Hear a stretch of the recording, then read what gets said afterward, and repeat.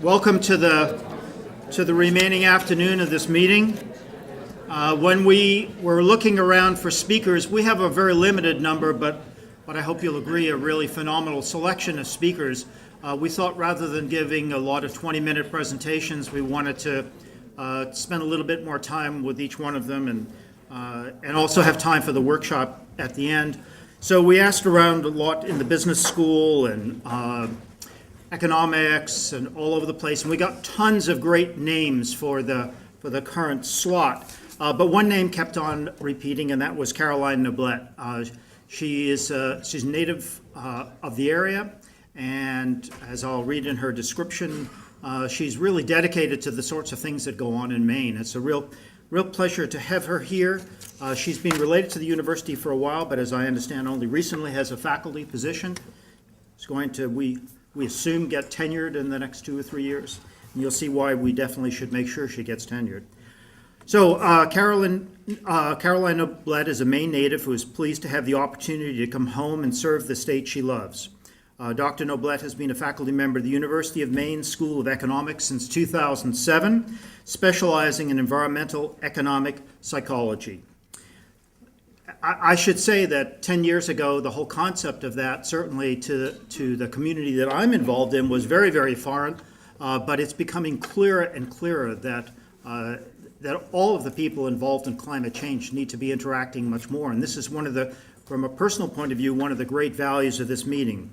She enjoys studying natural resource decision-making with a particular focus on how people process and utilize environmental information. She broadens current economic models to include interdisciplinary constructs, hypotheses, and methods with a focus on environmental and health information, and an eye towards future design of information policies. Dr. Noblet is always interested in considering the changing environmental and economic landscape of her home state and how Maine can be proactive in developing a sustainable future which addresses social, environmental, and economic needs. So you can't get too much more multidisciplinary than that, and we look forward to your presentation. Thank you.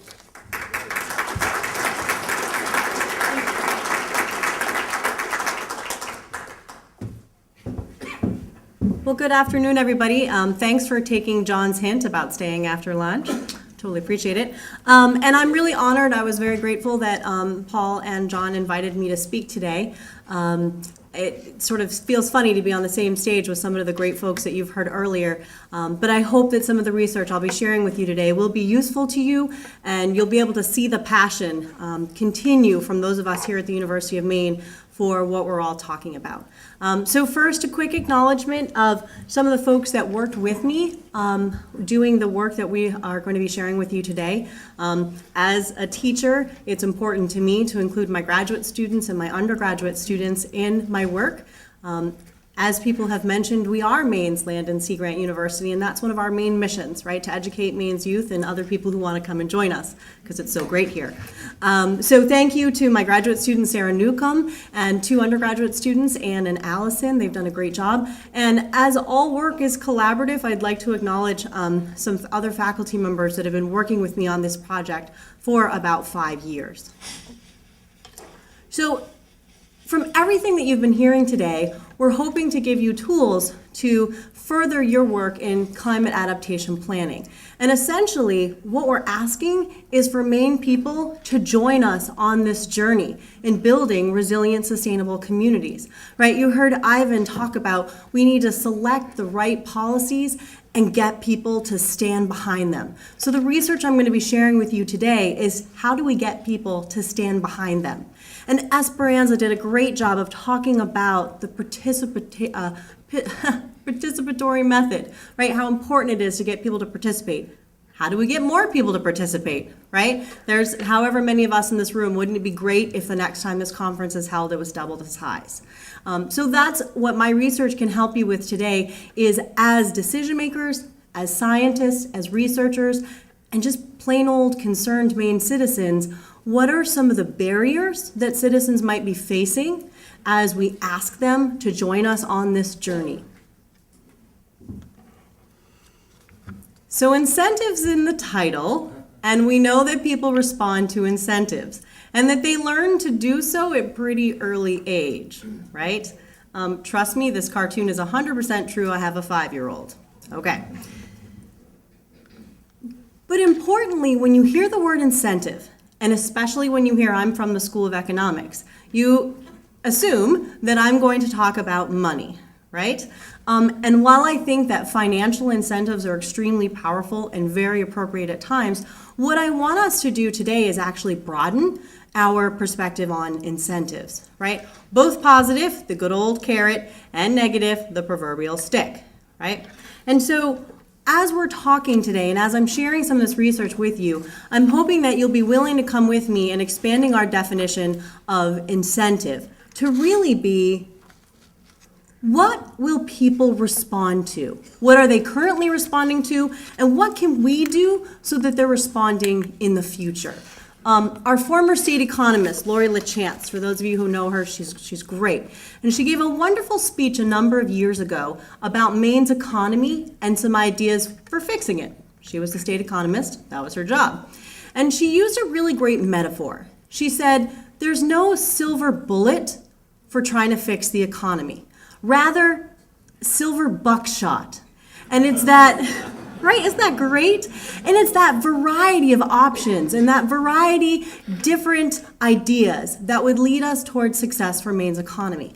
And I think that you've heard here today that that's what will also help us meet with success in dealing with climate adaptation. A variety of ideas, a variety of options. And from today, a variety of really cool tools, right?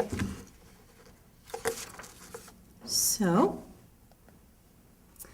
you saw a straight line earlier today from Ivan, right? And he said, this isn't what happens. Same thing in the social sciences, folks. Once upon a time, we had this beautiful model, and it was called the information deficit model. And what it said is, if you want people to do a particular behavior, right? In this case, we want them to join us in building resilient and sustainable communities. All you have to do is give them knowledge, and they will act the way that you want them to. It's beautiful, it's simple, you love it, right? And then reality came crashing in, right? And so what we really know is that there's a big gap between what people know and what they're going to do. And so part of what I want to share with you today is, how do we help Maine citizens know what the right behavior is, right? What is the choices that we're asking them to make? And also to understand from our perspective, what are the barriers in between the information they may have, the information we share with them, and moving forward on action. So our team is really interested. We have researched, investigated, and emphasized that there's a lot of different types of barriers between the knowledge and the behavior that we're looking for. And we're able to categorize them actually into 2 categories. We have things that are internal to the person, right? It's happening, this is the psychology part of my background, right? It's happening up here in their heads. And so we've got to do a really great job of understanding these folks.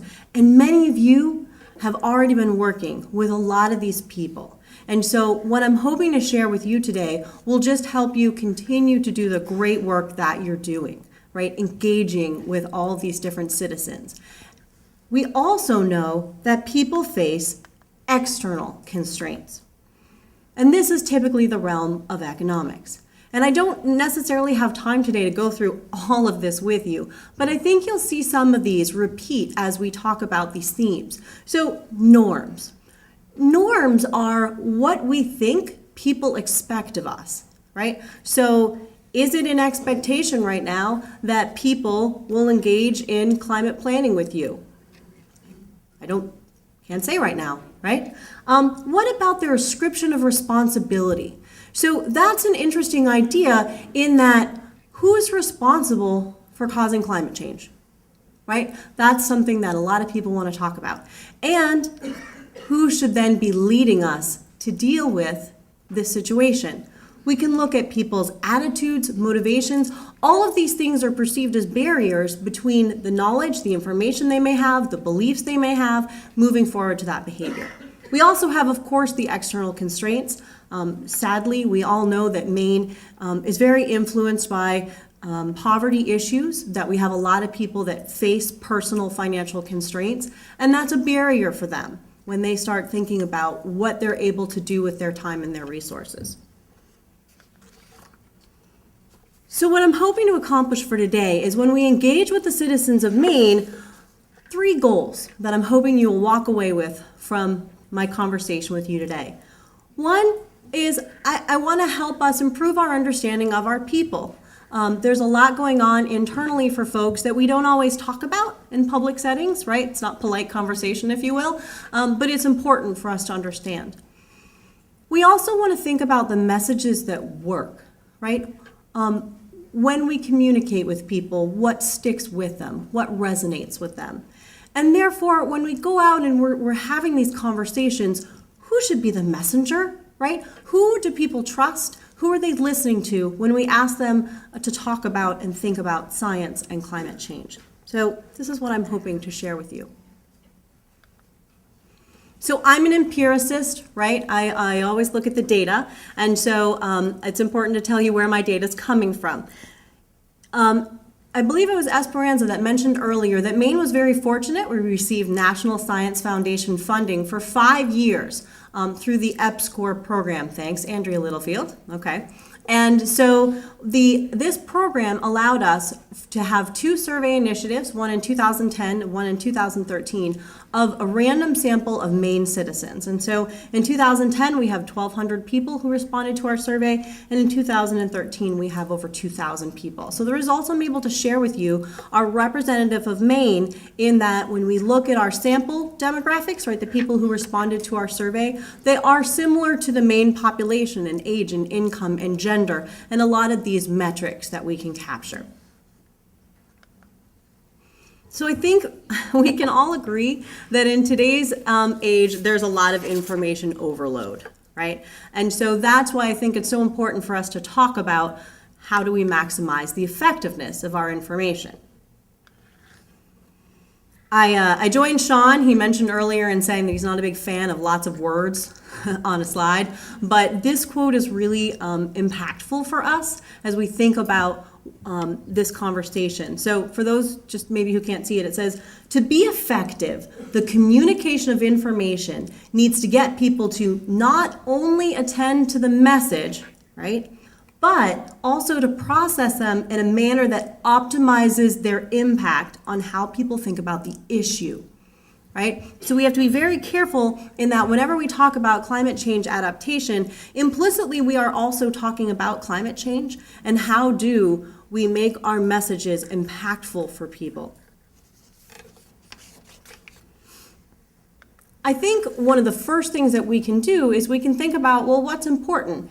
Ivan, Esperanza, Sean have all done a fantastic job of talking about what's important for Maine people when it comes to climate impacts. And so today, as a group, we've had a wonderful opportunity to discuss some of these, the changes in growing season and the impacts they'll have on our economy, the extreme weather events, right, and the impacts that has on our financial, municipal planning, for example, and even melting sea ice and glaciers, in that it impacts our coastal zones. One thing that we have to realize is, while all of this makes perfect sense to us and totally resonates with us as scientists and decision makers, it doesn't always resonate with our citizens. And so some people, when they talk about melting sea ice and glaciers, what might work for them is something a little more like this. And it says, stop global climate change. Do you have any idea just how many prehistoric, city-stomping monsters are hibernating inside those glaciers? Right? I mean, Godzilla, there could be more. And while I use this extreme and humorous example, my point is the same. What works for us doesn't always work for other people, and so if we can improve our understanding of what works and what resonates, that's all for the best. So let's start with a baseline. I feel really comfortable in this room. I'm allowed to use the word climate change, right? And that's okay. And so if we're asking Maine citizens to come on this journey with us towards climate adaptation, one of the first things we need to think about is whether or not we share a baseline. And the good news is we do share a baseline. We share an important baseline. 3/4 of Maine citizens agree, right? They believe that climate change is happening. And so sometimes in the media, it sounds like there's a debate, right? Like it's a 50-50. Only half of people believe in climate change and half people don't. In Maine, we have a baseline, 3/4 of the people. And so you can see, for those of you from different regions, I have it broken down by county. If you want specific town level data, please let me know. I'm happy to share with you. We can also see two other key pieces of our baseline here. A little over 60% of people attribute climate change to human causes. Again, that's something that is often taken as a debate in the media, but in Maine, we have a majority of people who are with us on some of that assumption. We also ask people specifically about whether or not, because climate change is a big thing. And sometimes we think about climate change as happening to other people, right? It doesn't happen to us, but it does. And luckily, about 70% of Maine people agree that they're concerned about the effect that climate change is going to have on Maine. So we have a baseline, and that's great news, right? But interestingly, we also have to think about that relationship, right? So this is the knowledge they have. They believe, they know that climate change is happening, but moving to that behavior end of things, where they feel empowered to do something. Only about 1/4 of our respondents told us that they felt like they could do something about the environment, right?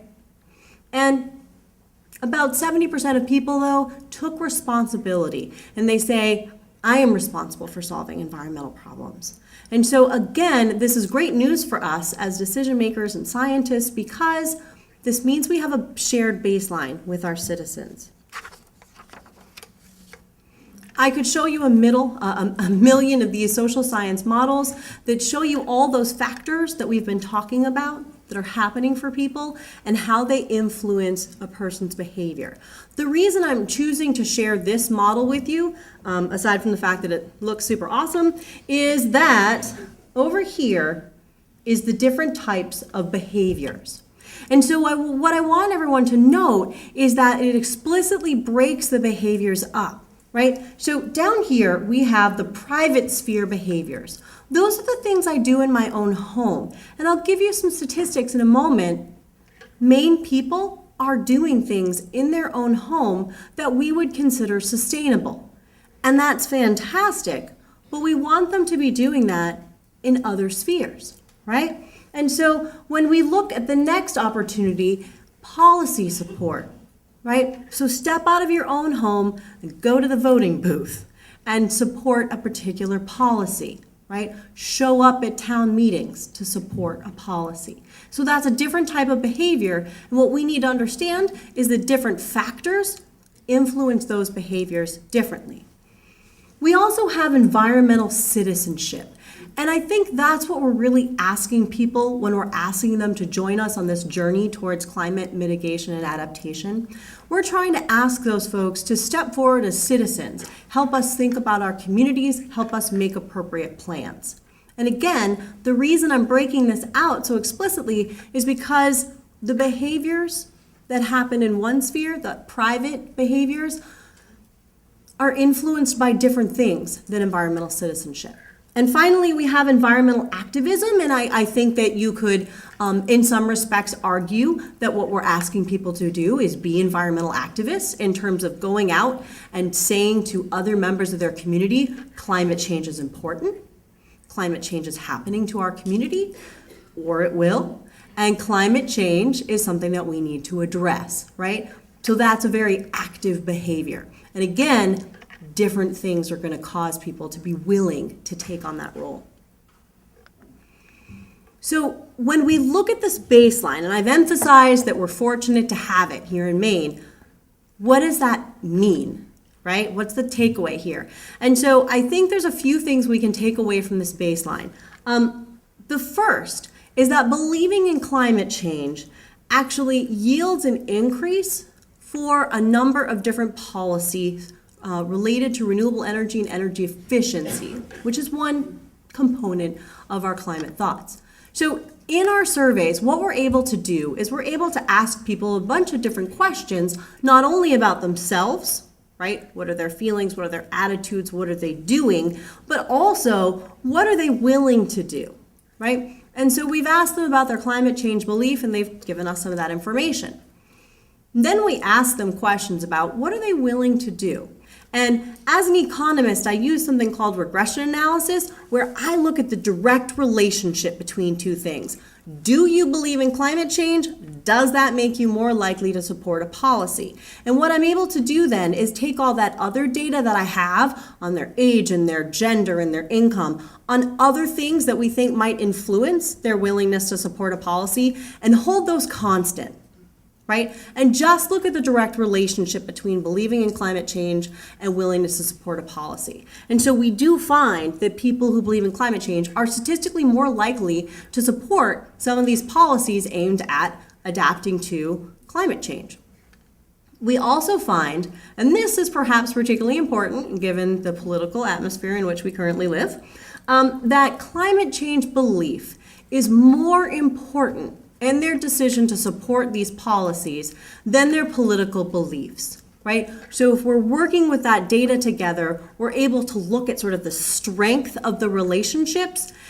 Believing in climate change is a stronger predictor of someone's willingness to support policies than their political beliefs. And we ask them questions about, are you fiscally conservative, right? Are you socially conservative? Sort of where would you put yourself on political leanings? Okay, so this is the type of data that we're able to control for. And what's also fantastic for you folks as you think about working at the community level is that people who believe in climate change are statistically more likely to say they have confidence in their town's ability to plan for the future. So that's, again, a wonderful baseline for everyone to work from. So I want to go back for a moment and look at some of the behaviors that our citizens do in their private realm, right? That private sphere behavior. And what you can see is they're doing some of the right things, right? We're asking them to recycle. Yes, they're doing that. And it's perhaps become even easier with some of the zero sort. They're buying eco-labeled products. They're really buying energy efficient products, right? They're reducing their consumption for environmental reasons. They're doing the right things in their private homes. But the issue is only about a quarter of them indicate that they are currently engaged in activism, right? So how do we get people, at this point we've moved from, how do we get them to go from knowledge to a behavior, and some of these private sphere behaviors, success, but now we're asking them to move to the next step, to be our advocates, right, in the community. So I think you'll all recognize the attitude happening in this cartoon, right? Good old apathy, okay? And I like it because it's that silent majority. Many of you are out there and you're engaging with citizens, and those are the folks that you know and you engage with, and they're the ones, probably that 1/4 of people that said that they're out there and they're being active and they're being advocates. Okay, time to pull in the other 75%, right? And so our research team is really interested in how people's current behavior influences their future behavior, okay? And this is some really interesting new work that has not been done before, and so we're excited about it, and I'm excited to share it with you today. So license effect and spillover effect. Just help me out. How many people have heard those words before? Okay. You guys come to my talks before? No, just kidding. Good. So that means you're all going to learn something, which is fantastic. When we talk about environmental campaigns and sustainability campaigns, when we talk to people about climate change, okay, here's what we'd like to believe happens.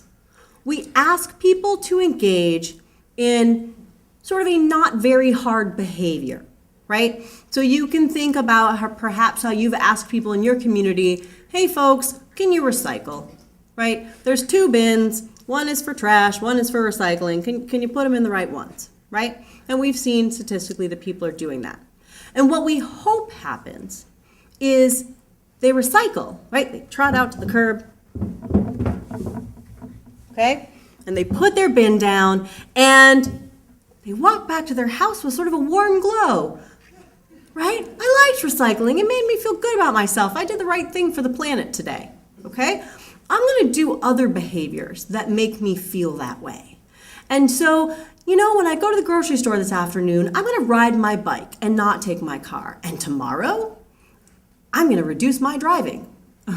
Okay, so it's a little bit extreme, but that's what we hope happens. People try one behavior and then they try the next and the next. That's spillover effect, okay? The spillover effect is when you try one environmental behavior and it leads you to try another one, right? So in this case, might we be able to sort of take some of that background that people are doing? We just saw all those private sphere behaviors that people are engaging in and saying, good job, you're reducing your consumption for sustainability reasons. You know what else you could be doing to help sustainability is get involved in climate adaptation planning, right? That would be spillover. I'd love to stop there, but there's this other thing called the licensing effect. And you're gonna really enjoy this one. So yesterday, I might have practiced this speech on my students. They're a great audience. And so I was explaining the licensing effect to them. And the example I used really stuck with them, so I'll give it a go again today. Here at the University of Maine, you enjoyed our dining services, right? They make good stuff. You had the cookies. They make a Rice Krispie square that, I'm not kidding, is the size of my head. And they're delicious. Okay? And one day, I was in the student union, and there were two young ladies in front of me. They were wearing workout gear. It was clear they had just come from the gym. And one of the young ladies says to the other, as she selects said Rice Krispie square, she said, "It's okay, I ran 5 miles today." Haha, interesting. Okay, so she engaged in one positive behavior and therefore felt licensed, or it was okay to engage in perhaps a less than healthy behavior. Another great one came at a television show that I was watching. And so there were two people having a conversation, and one of the people said, "I don't understand. Why do you use skim milk when you use whipped cream and sugar?" And the other person says, "You don't understand. Because I use skim milk, I can use whipped cream and sugar," right? So have you guys, I've done this before, right? It's like Diet Coke and French fries. I had a Diet Coke.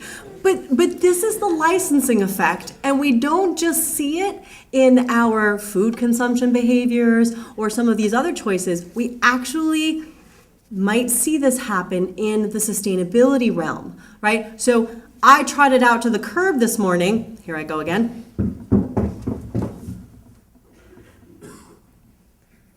I looked around to make sure all my neighbors saw me, right?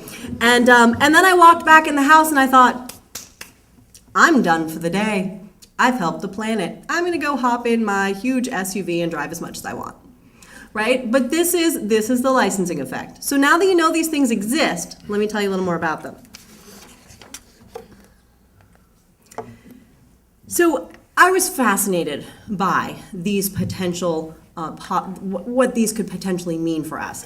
And so I have a wonderful colleague, my research mentor over in Denmark, John Togerson, and he and I looked at some of our Maine data because we wanted to see if spillover effect is something that we could empirically prove, right? So is it true that these campaigns were asking people to start small behaviors, lead to bigger behaviors?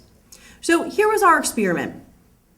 We asked people about their green consumption behaviors, right? Do they buy things that are eco-labeled? Do they buy things from reduced packaging? Other types of green or sustainable consumption, right? We gathered that information from people. We also gathered information about some of their sustainability attitudes, some of the things that we've talked about before, like ascription of responsibility and norms, and do they believe in climate change, right? And finally, the third piece of the puzzle was we asked them about their willingness to support some specific policies about renewable energy, was the specific question. And what we were able to do was look at that direct relationship between their previous green consumption and their willingness to support this energy proposal, and hold constant all those other things that people say, oh, well, you know, they have an environmentally friendly attitude, so of course they're going to support the proposal. Those did not factor in. We held all of those constant. And we were able to show that independent of those things, by previously engaging in green consumption, they were more willing to support that renewable energy policy. Evidence of spillover. We were super excited. We traveled all over the world and talked about our results. Can you feel a but coming on? Okay, so we were super excited and we got back the 2013 survey data. And we designed a similar, related, but different experiment. So in this particular case, what we did is we asked people a series of questions about their energy behaviors. You know, do you turn off lights? Do you unplug your appliances? Those sort of questions, right? And we intentionally experimented such that some of the people in our survey were asked those questions in a way that made them feel good about their behaviors, right? So if I asked you the question, do you always turn off a light when you leave the room? Not all of us could say, yeah, I always do that. Do you often do it? Yeah, right? And so we asked those questions in a way that made them feel like they had done the right thing in terms of energy behaviors. Another group of people were asked the same questions, but in another way, right? Do you always unplug your computer when you're done using it for the day? Geez, I'm not sure I can even say yes to that one, right? But if you asked me if I often did it, then I could not. So these people were feeling green. These people were feeling not green about themselves. After that, we asked them a question about supporting investments in Maine's energy portfolio, including investing in renewable energy or investing in energy efficiency. And we worked together with the Maine Development Foundation to look, to actually develop that question. They were interested in this. And so what we found is the people who felt like they had already been green for their energy habits were statistically less likely, holding all that other stuff equal, right? Attitudes and age and income and all that other stuff, statistically less likely to say that they would support the policy. Oh dear, right? So they felt green about their energy habits. They said they didn't need to do anything further. That's evidence of the licensing effect. So we found both. Okay. At this point, you're saying, Caroline, what does this mean? Okay. Right now, and this is ongoing work, what I think this means for us is two things. One, I think that we need to recognize that when we engage in some of these campaigns to ask people to try the little behaviors in the hopes that that will lead to the bigger behaviors, it might take a little bit longer than we anticipated because they have to sort of go through this spillover effect. But importantly, we do need to still encourage them to do some of those little things because it's like a gateway to trying some of the bigger things. Some of you may have read David McKay, Sustainability Without All the Hot Air. If you haven't, put it on your reading list. It's actually quite interesting. So it's David McKay. He's I'm going to say he's English, but he might be Scottish, and you know, with that recent independence thing, I don't want to mess that up. So he's from the UK, and he wrote a book, Sustainability Without All the Hot Air. And in that book, he actually says, stop saying every little bit helps, because it doesn't. He emphasizes that only the big things really matter. And that may be so, but what spillover effect tells us is that we have to start back at the little things and work people up to the big things. Okay. The other thing that I think we need to realize is that we can praise our citizens for their behavior, like, you know, at a town meeting, fantastic news, X% of our citizens chose to recycle, but we can't spoil them, right? Because if we left it there, then our citizens feel like they're done for the day, they've recycled, they don't need to talk with you about climate planning and adaptation, right? So praise without spoiling. I think that's what it means for us right now. Stay tuned. We're still working. So at some point, you're also asking yourself, would motivation matter, right? Why they're engaging these behaviors. So we've worked with some colleagues down at the Florida State University, and we've actually developed a new environmental and sustainability motivation scale. And so what we're finding is there are some people out there, we love these people, they're intrinsically motivated, right? They're the people who are more likely to try the tough behaviors, right? Some of the tough behaviors being perhaps joining us in this journey towards climate adaptation. They're also more likely to stick with it, right? So we saw from Esperanza's work that, it takes a while from beginning to some of the outcomes. And so these are the people who are going to stick with us through the process. Bless them, right? But then we have our extrinsically motivated people. And what's going on with these folks is that they're willing to do things if there's an external force that pushes them, right? There's an incentive for them to do something. And so it may be something that we're not even aware of, like when I trotted out and put my recycle bin out, did other people see me, right? Did they think my recycle bin was full enough? Okay? These are some of the things that go on for people as they think about the choices they're making. So these extrinsically motivated people need that external validation, and they need external forces to engage with us. So in terms of what that motivation might mean in moving forward, one thing we have identified is we think we know who our licensors are now. Our licensors are the people who are high in extrinsic motivation, but they're low in intrinsic motivation. So they're going to do something because they think you want them to, but then when they go back and you can't see them anymore, they're done for the day, right? And they may possibly even feel licensed to do worse behaviors, okay? So we were super excited about finding positive spillover, but we're not sure exactly why we found it, right? So that's something to stay tuned on, because what we really want to know is what are some of the behaviors that can be like a wedge or a catalyst to trying other behaviors. So I've been using, just for illustrative purposes, recycling as a easy bottom baseline activity that we could ask citizens to engage in, and then saying that maybe that spillover could lead to. I don't know if recycling works that way anymore because it's so commonplace, right? So we do need to identify some of the behaviors that people are doing that leads to the spillover effect.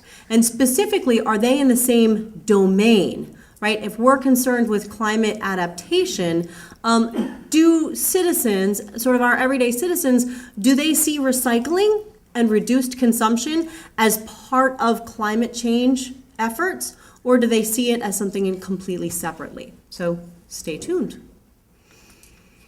Now that I think we've improved our understanding of some of the people in Maine that maybe we haven't all interacted with before, and I know again that many of you have been out there working with people and have a great understanding of them, but I hope some of this was interesting for you. We can think a little bit more about what messages work. So if you would, take a quick moment and read this. I'm hoping everyone can see it from their vantage point.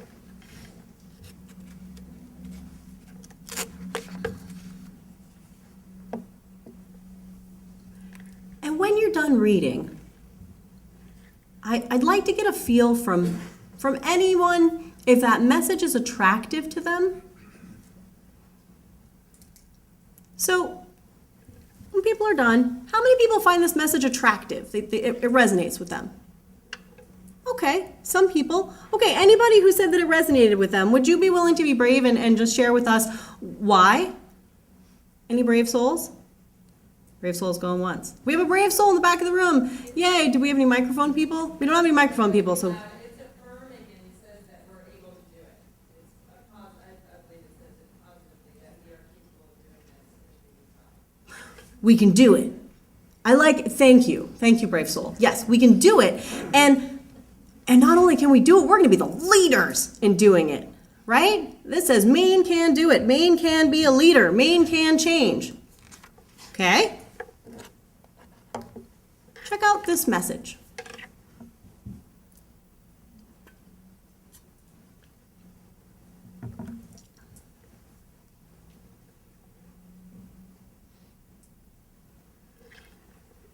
So again, just by show of hands, and if you're comfortable being part of this, you certainly don't need to.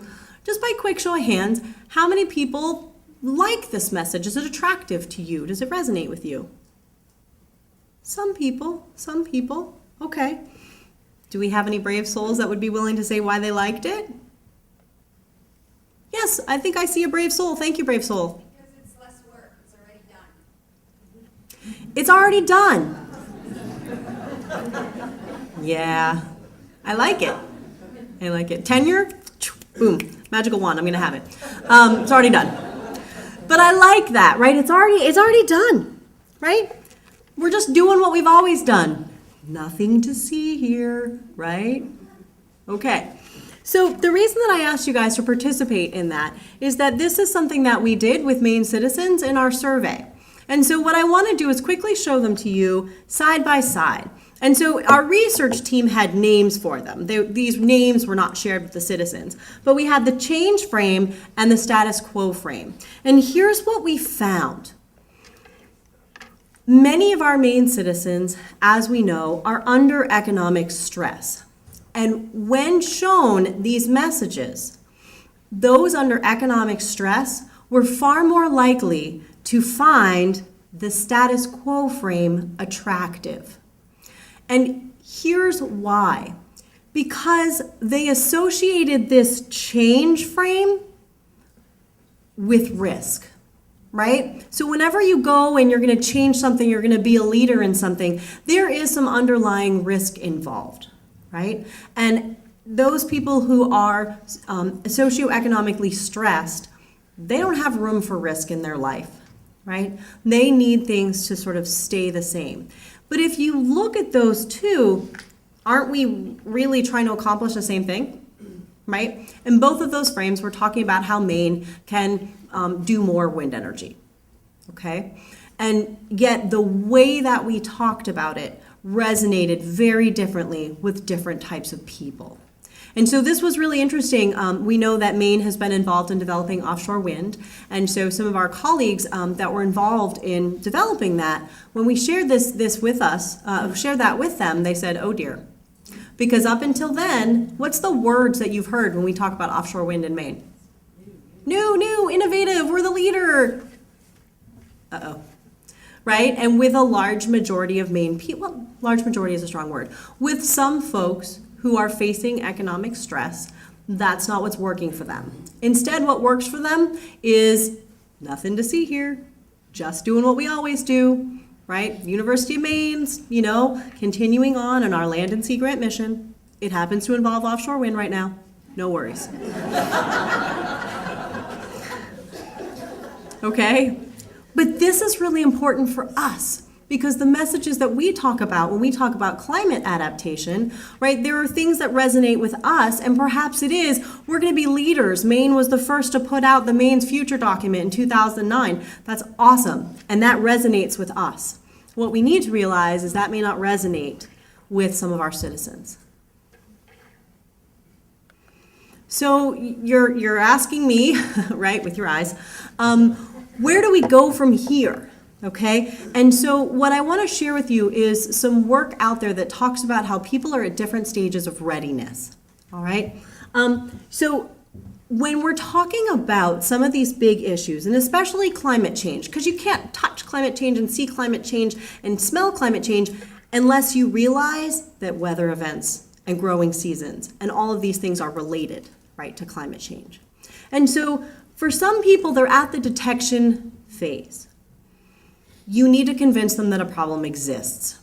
right? And those people are very much in a loss frame in that they don't want to lose anything, they don't want any riskiness. So you really have to convince them that this is a problem and that if you let that problem continue, there will be impact for them. And I think that my colleagues have done a fantastic job of giving you ammunition to talk with people, right? That these are real losses that Maine people will face if we don't do something. Fortunately, as we've also mentioned, 75% of Maine people think a problem exists. They believe that climate change is happening. So it may be that you still have some citizens stuck at the detection phase, but a majority of Maine citizens are beyond that. Now they're at the decision phase. They're at the decision phase where they're asking themselves, what can I do? Yes, I believe climate change is happening. Yes, I think that there are impacts for Maine. But it's huge and it's big, and what can I do about it? And that's where you come in, right? You can come in and you can say, you know, climate change is going to lead to increased weather events. We need more culverts, right? But this is real. That's a tangible benefit that people can see. Okay, that means this road won't flood out. This road won't flood out. There won't be a cutoff to these people, these services, etc. Okay, or your growing season is changing. You may need to grow different plants. You may need to grow different food. Let's work with Cooperative Extension and the University of Maine to think about what's applicable here, okay? So it's the what can I do, what's in it for me stage, all right? And I'm gonna guess that we have a lot of people in that stage. We have some people in the implementation phase those are the people you know. Those are the people who are already like, I'm on it. I need to take an action. Those are the people that come and they're engaged stakeholders. We love those people, okay? But finally, I just want to say one quick thing in terms of a word of caution. Because the media portrays climate change as if it's like a 50-50 debate out there, a lot of us have been assuming, myself included, that we were back up at the detection phase with a lot of our citizens, and we needed to convince them that the problem existed. But what the literature is saying, right, what a lot of research is saying, is that if we harp too much on the problem without any action-oriented items, then people feel what's known as climate apathy, where literally they feel like climate change is too big of a thing for them to deal with, so they're gonna sit at home with their remote controls. Okay, so that's another thing for us to be thinking about. Okay, so the final piece that I want to talk with you folks about is who should be our messengers, right? Who should be delivering all these things that we've been talking about all day long.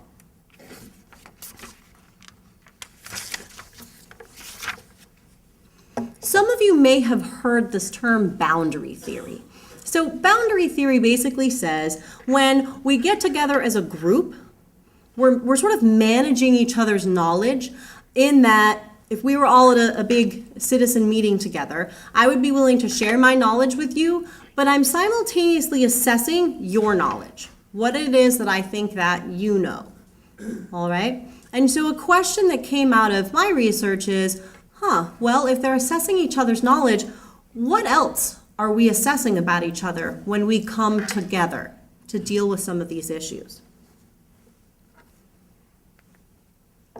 And so what we're finding is that people are assessing a number of key things. They're assessing whether or not the information that you're giving to them, they perceive as important, right? So of all the things that people have going on in their lives, is what you're saying important to them? Is it top 5? They also are assessing whether or not you match them. Okay? Do you share their values? Do you care about what they care about? Do you engage with them in a way that makes them feel like they can trust you?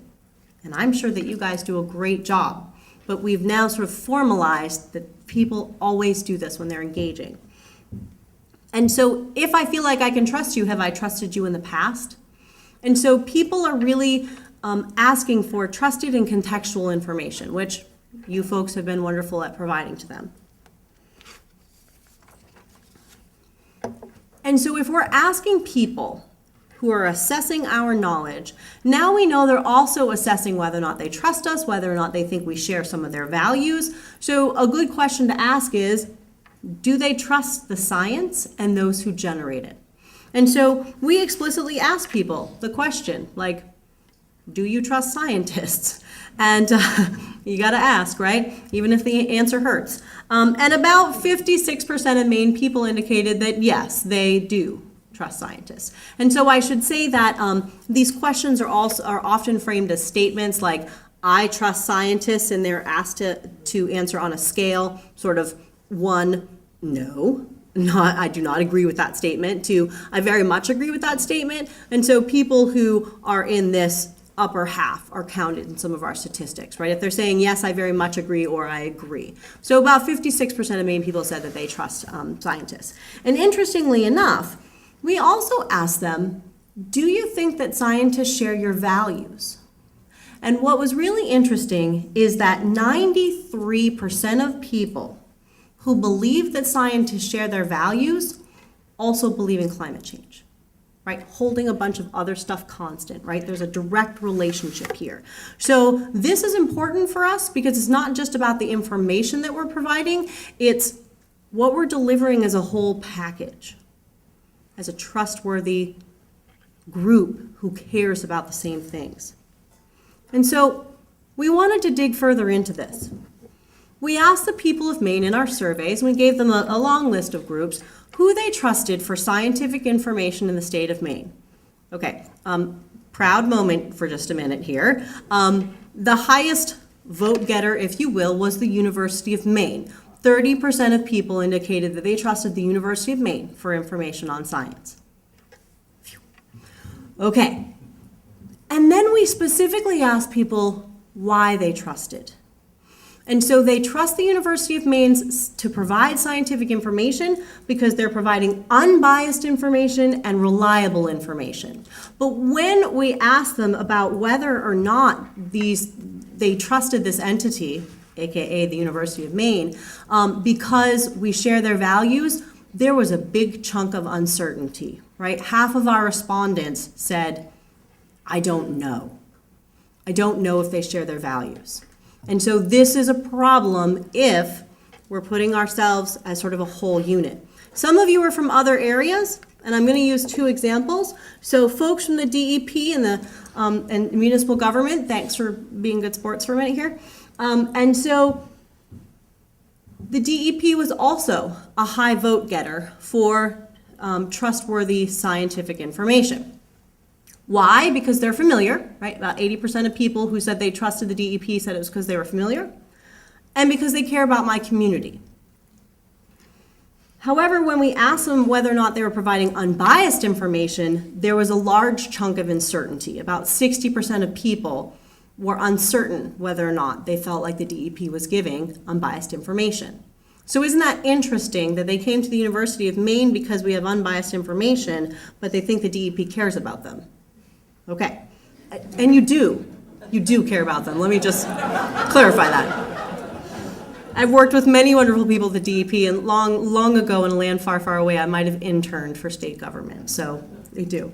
And so municipal folks, I should say that, and please don't be offended, this is just the statistics, that Maine municipal governments were quite low on the list of people that were trusted for information about science.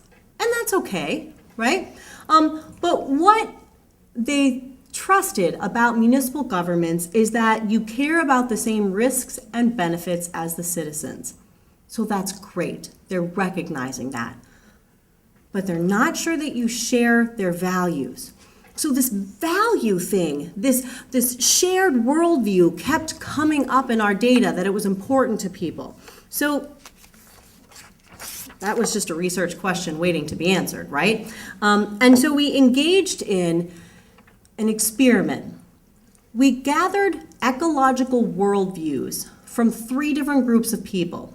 From faculty researchers here at the University of Maine focused on sustainability, and specifically those who were engaged in the Sustainability Solutions Initiative. And so that was not only faculty on our campus, but almost every other institute of higher education in Maine was part of that grant. And so of the 75 people who were the faculty sample, there were people from almost every higher education institution in Maine.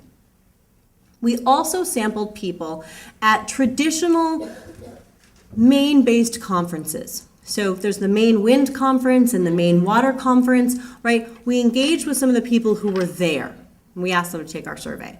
And then, of course, we have this data from Maine citizens. And we asked all three of those groups about their ecological worldview and their values to try and see if this matters to people, what's happening. And so what we found is that there was no big difference in sort of the average worldview across these three groups, right? Statistically, not different.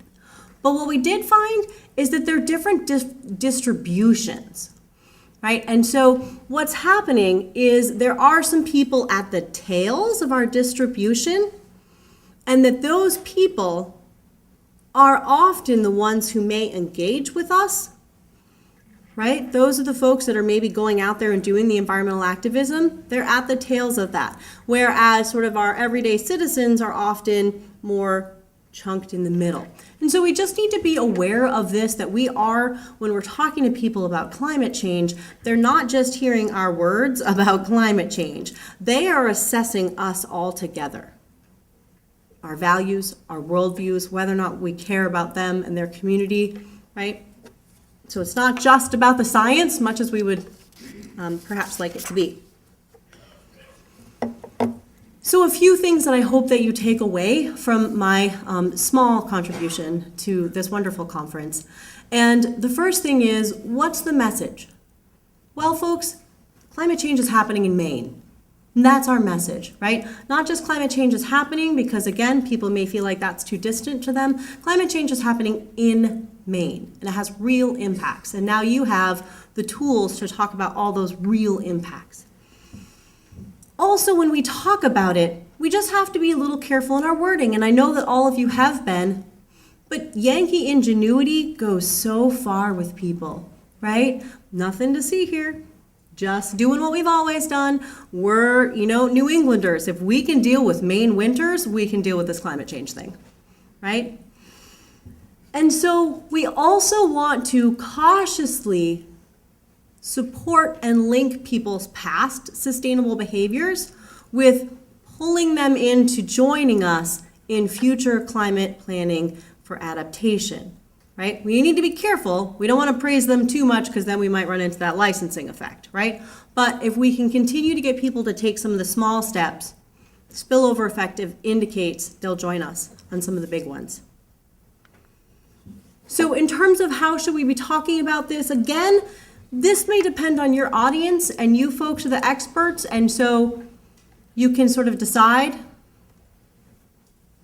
is your crew going to respond to sort of this hardiness, this adaptability, we're independent Mainers, or are they going to be excited, like many of you were, by this innovation forward-thinking approach? It's just important for us to be cognizant that those are two really different things and that people hear them really different ways. So who should be delivering this message? Well, all of you, right? And apologies to anybody whose CLI didn't fit on the slide.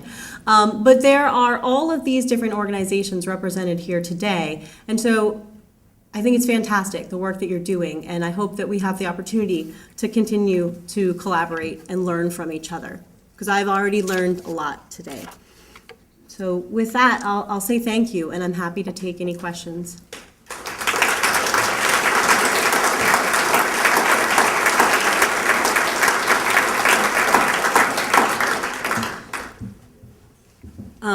Yes, hi. I wonder if part of the problem with the message might be when it's cast somewhat in religious terms, a belief in climate change, as opposed to some neutral kind of terminology, because I think people might dismiss the message the way some of us might dismiss somebody coming to the door and asking us to convert to some other religion. Yeah, you're right. The words that we use are so important. So when we ask, do you believe in climate change, it's not a belief.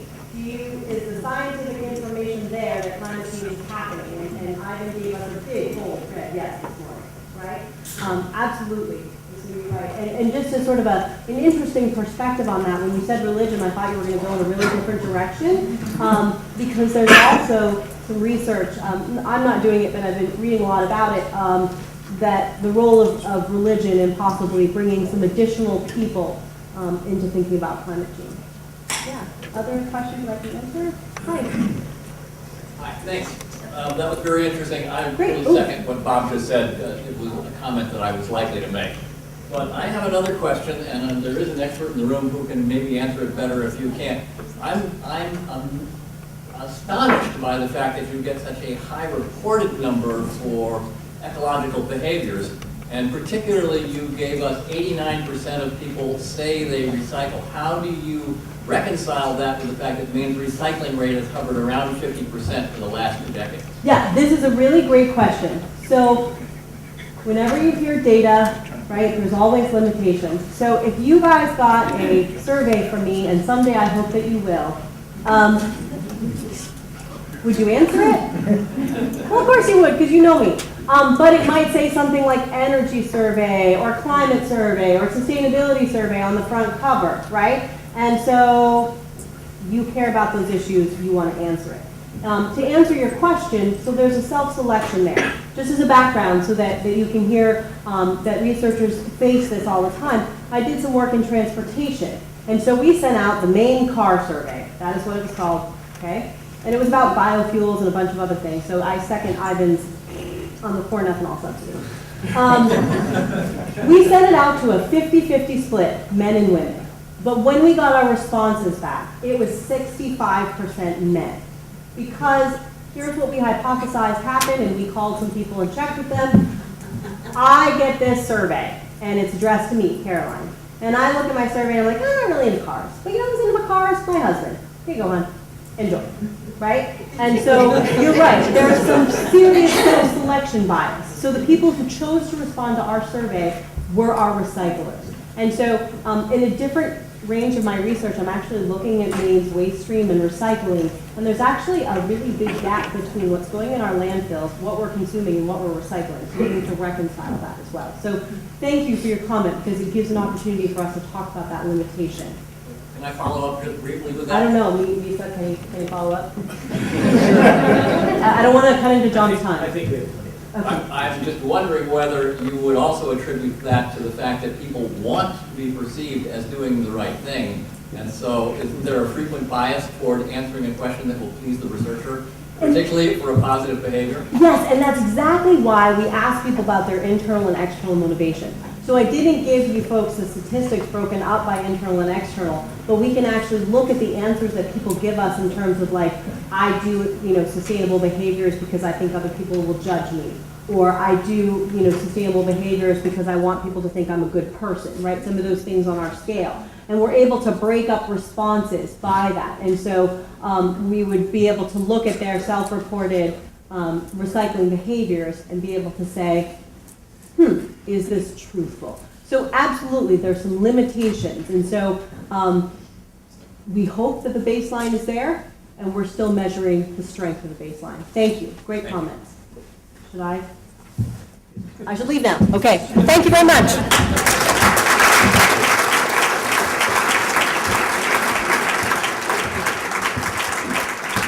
Thank you, Caroline, for providing us with a very eloquent introduction to the way we think and how we can be dealing with people.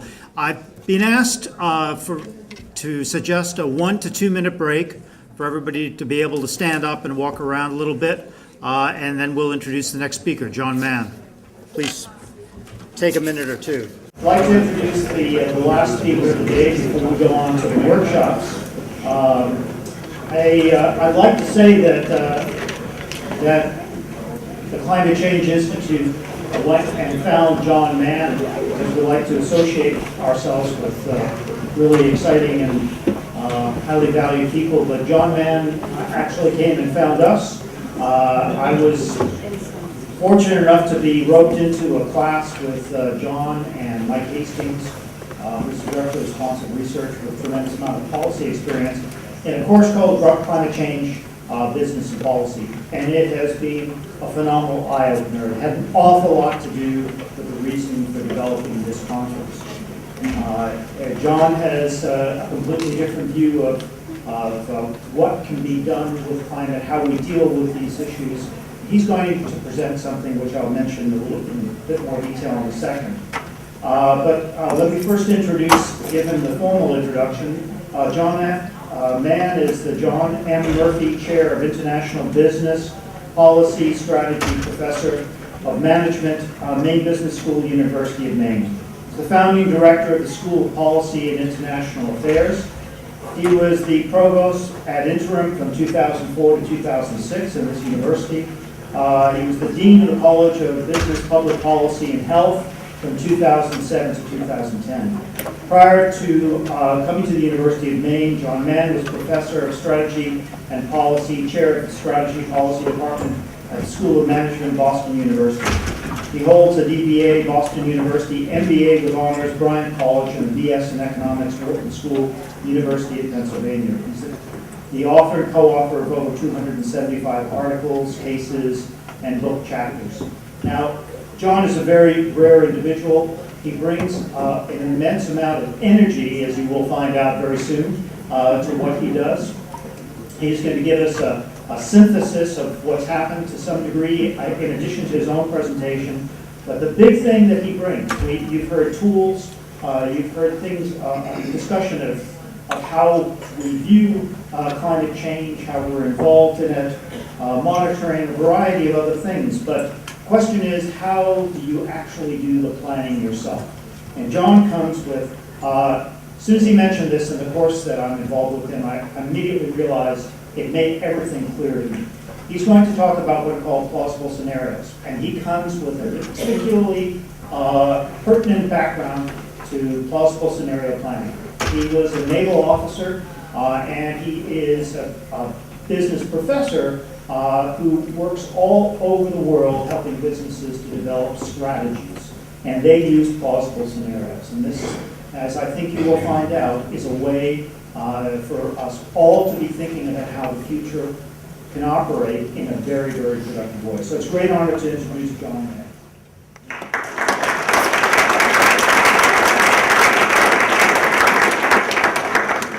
Just to make sure, before we go, the person who made this all possible is Paul Majewski. You know, he says all these nice things about so many other people, but says nothing about himself. For those of you who know him, he too is a force to be reckoned with. And he does a great deal for this institution, for the conduct of research and leadership. And I would just like to bow in your direction. Thank you. I should have said something nasty about John so that he wouldn't do that. He did. He said that I asked that you stay here and listen to me. That's not what I said. And there are people here who witnessed that. So I have witnesses. What I said to him was, would you please make sure that they stay for the session after me? Because that's what really all of this has been building up to. All of this has been building up to that. Okay? Ancient Chinese proverb. If we do not change our direction, we will end up where we're headed. And here is a visual for that if that's too hard.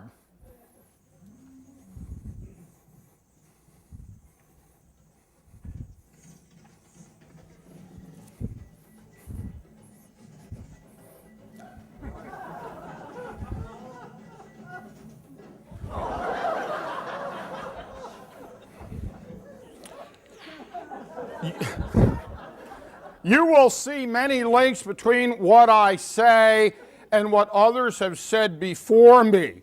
But that really is, I think, blindness as it's great. And I like this thing. If we don't change what we are doing, we're going to head up where we are directed. And that's scary. Catherine the Great once observed, a great wind is blowing, which is a great metaphor for today. And that gives you either imagination or a headache. By the way, since she's here, Betty Lee, raise your hand. Raise your hand. No conference works without someone doing all the work of making folders up, getting things ready, aligning students and others to help, providing food. There's the one who's done it, right there.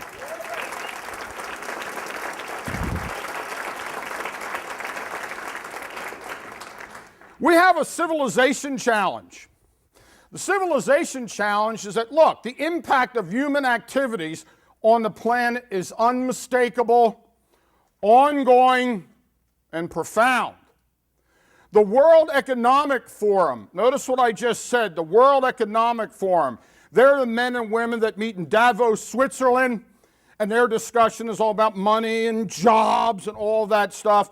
The last 2 years, they have noted that the failure to adapt to climate change is one of the major threats to our society. And by society, they mean the world. We also have an organizational challenge. The impact of human activities on organizations is also unmistakable, ongoing, and profound. I'm making the assumption you can all hear me. Okay, I just want to make sure that was true. Look, when we start talking about the future, we inevitably get into discussions of risk and uncertainty, and that's really a great question. How do we make decisions about the future when we don't know about the future, and how do we decide whether to bet really big, to hedge our bets or to wait and see? Now, in all of my experience with managers of Fortune 500 companies and larger ones around the world and public policy people, they tend to see the world as one of two ways. Absolutely predictable, boom, let's go. Totally uncertainty, we're screwed, we don't know what to do, ignore it. Which kind of makes for a nice world, doesn't it? Either we know what's going to happen or we ignore what we don't know. Well, let me try and explain, and I like to use a visual here. I'm the visual, and I think I'm big enough. I told all the other speakers, I'm ashamed by my slides. I feel like I've taken you back to the 12th century, little scribes. I don't have these beautiful pictures and effects and things like that. In the world of strategy, where most firms and governments and municipalities, when they think about the future, they literally think about what's tomorrow going to be like standing here today. And what they do is they make minor extrapolations. Well, what will be the difference between now and next year? Well, it'll be 2015 rather than 14. And they just make minor decisions.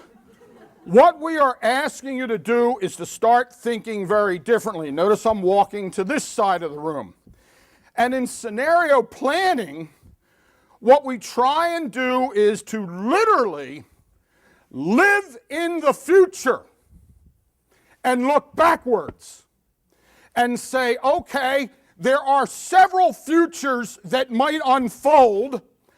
As I look backwards, what are the cues that occur in the environment that tell me future A is unfolding faster than future B? Now, if you think about that, that really releases you from a lot of shackles of thinking, and we'll get into that in a minute. Yes, I want you to think about the future. Okay, now we're going to talk about how to do that. All of us have foresight to think about the future. All of us. We do it every day. We actually don't recognize, when's the last time you drink your cup of coffee, you said to yourself, I'm thinking about the future. I do happen to do that with beer, by the way, but not with coffee. Okay, but we have it, we need to use it. Now, look at this. I just find this personally fascinating. You may find it personally boring, but I at least find it fascinating. All of our knowledge is about the past. Just think about that for a moment. All of our knowledge is about the past. But yet, all of our decisions are about the future. Now, if you think about those three little grids up there, the hugest part of that circle is what we don't know we don't know. That's real ignorance. I'm not trying to offend anyone, but if I don't know what I don't know, how can I even ask the question?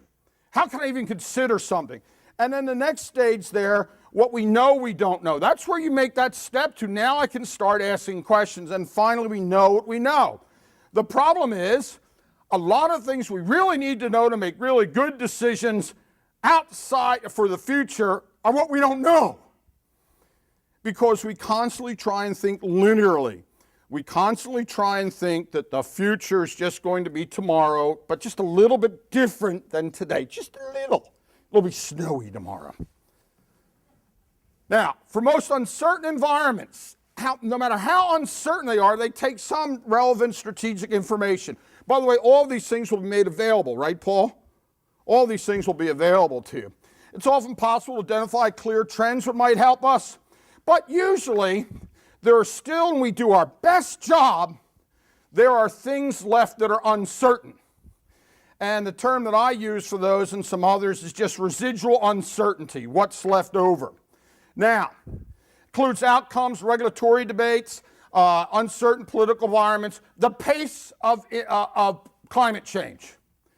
I think all the climatologists sitting here today who know a lot more about it than I do, I think there's a lot of room for disagreement about how fast it is proceeding.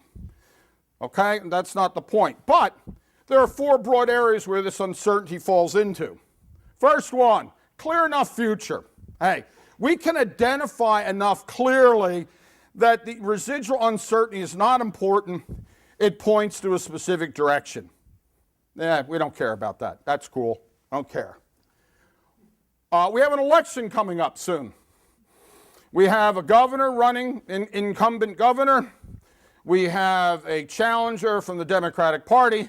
And we have a challenger from an independent. Here's what I know for certain. Paul Majewski's not going to be elected governor. Okay, I'll take bets on that. I think that's pretty, and neither am I. Now, how about the other 3? Well, we can prognosticate. We know there are only 3 possible alternatives. And we can look at polls and all of that stuff. And we might even be able to assign probabilities to what they are. So at least I can identify, hey, here are some alternatives. Here are the probabilities. For those of you that play cards, you're looking at your hand. You're assessing the probability of winning. Mine's always early, easy. It's 0. Now, here's where scenario planning. There's a range of potential futures out there. A range of potential futures that are on that outside curve. And an outcome may lie anywhere on that curve. There are no natural discrete scenarios. Entering new geographic markets, bioengineering. This is where climate change, and this is where scenario planning works very well. By the way, there is a 4th alternative, ambiguity. Who wants to locate their business in Baghdad right now? Who wants to go to Syria on a field trip? Okay? Why don't we want to do that? It's a nightmare right now. Politics are crazy. People are shooting bullets. Economy's nuts. We don't know how that's going to play out. There are so many dimensions of uncertainty. Political, economic, leadership, technology. It's just crazy. The good news is they're transitory. At some point in time, things start to level out, or at least we sure hope they will level out, and then we can go somewhere else. We can actually do some interesting modeling there. Now, okay, I told you there's uncertainty.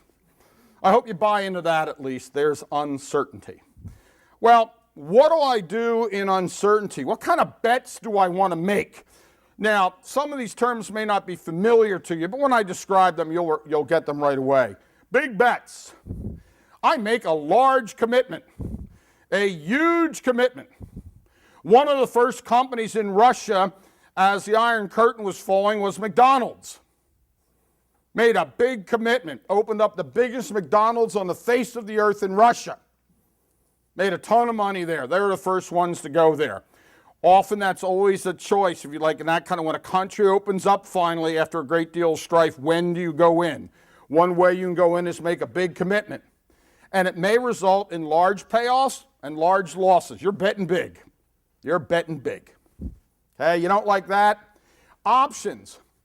Options are designed to secure the best case payoffs or the biggest payoffs in the best case scenarios while minimizing the losses in the worst case scenarios.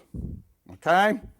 So that's all it is. This is a financial model, but essentially what I'm saying is I think I can maybe win big here, but I'm going to make a bet in such a way that I can minimize my options for losing. So I might make small investments and then ramp it up over time or scale it back. Alternative energies, reducing carbon emissions. Do I do both? Do I make a choice? Do I position myself both ways? I don't know. I can go either way there. Last one is no regret moves are that. They'll pay off no matter what happens. I'll give you the one that often happens in business. If I reduce my cost of doing business, if the economy booms, I win. If the economy busts, I win. If the economy remains the same, I win because I've made a move that will result in great value no matter what the scenario is. And most people recognize that there are often no regret moves, that you can make a choice to do something.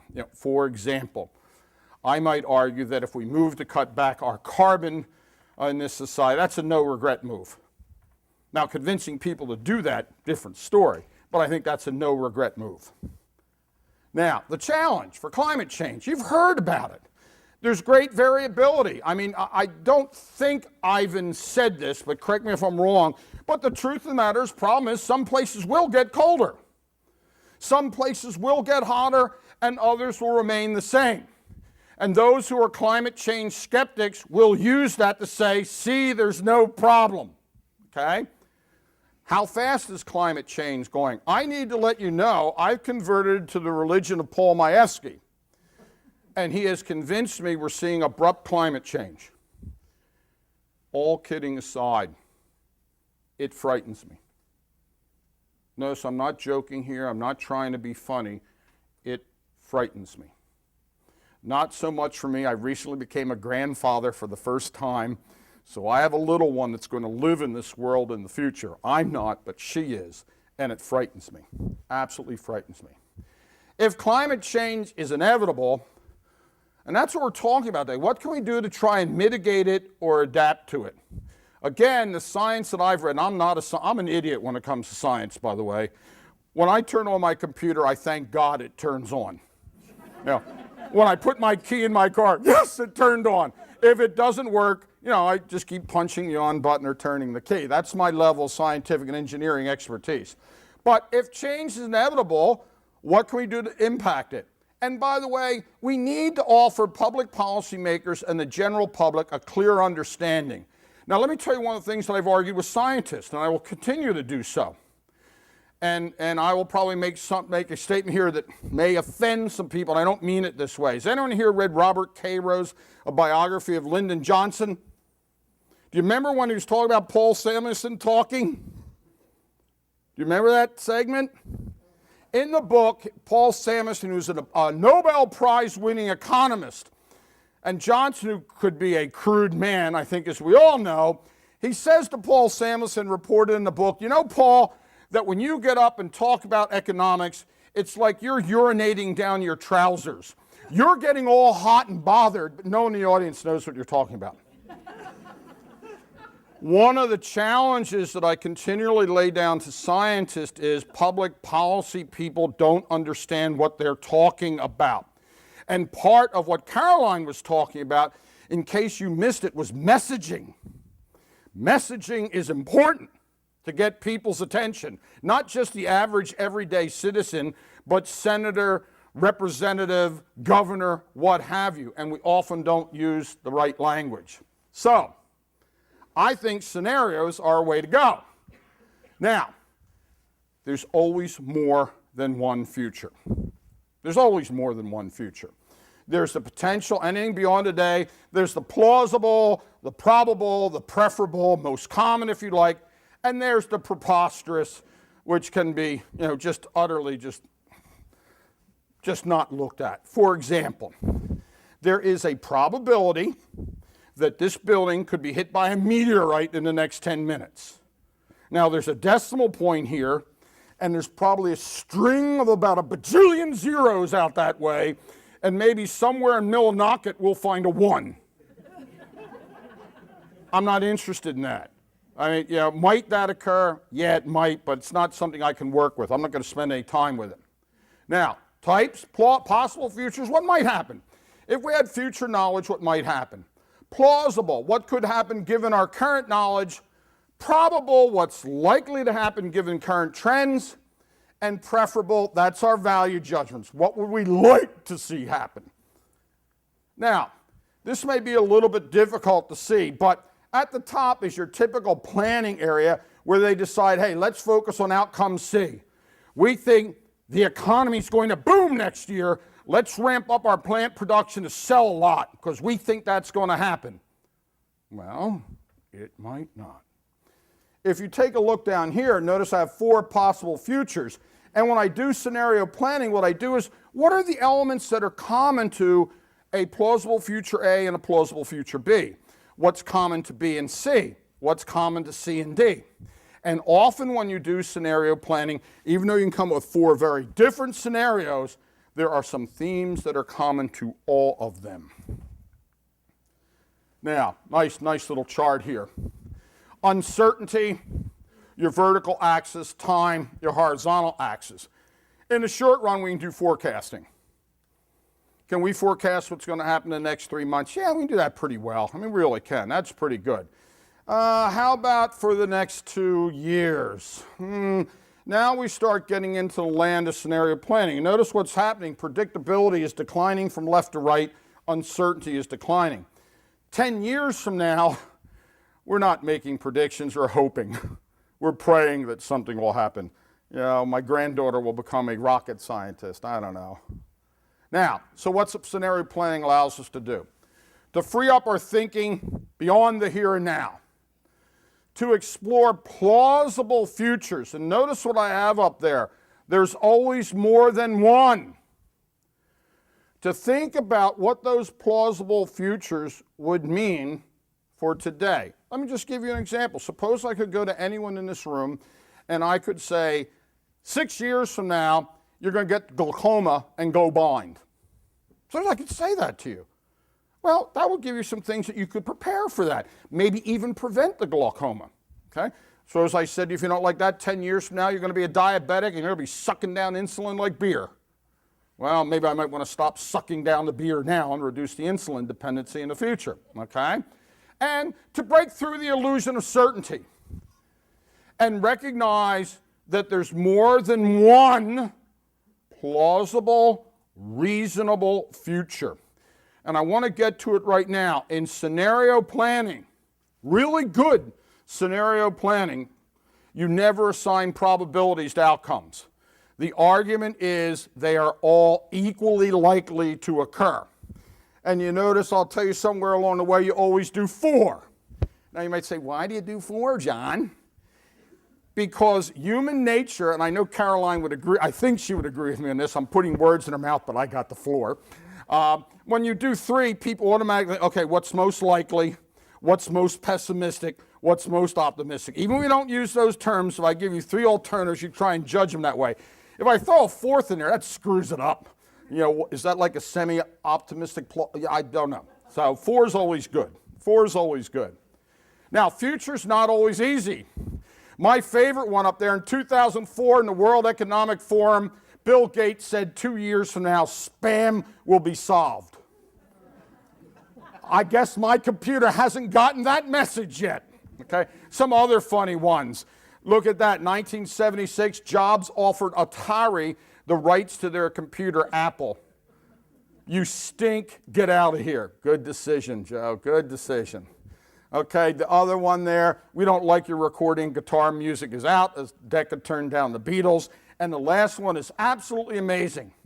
Advanced Computing Systems of IBM, the advanced computing system, not the morons, the really, techno-weenies. They said, what would we use a microchip for? So predicting the future is not easy, okay? It's not easy. What are scenarios? Plausible views of the world, often described in rich narrative stories.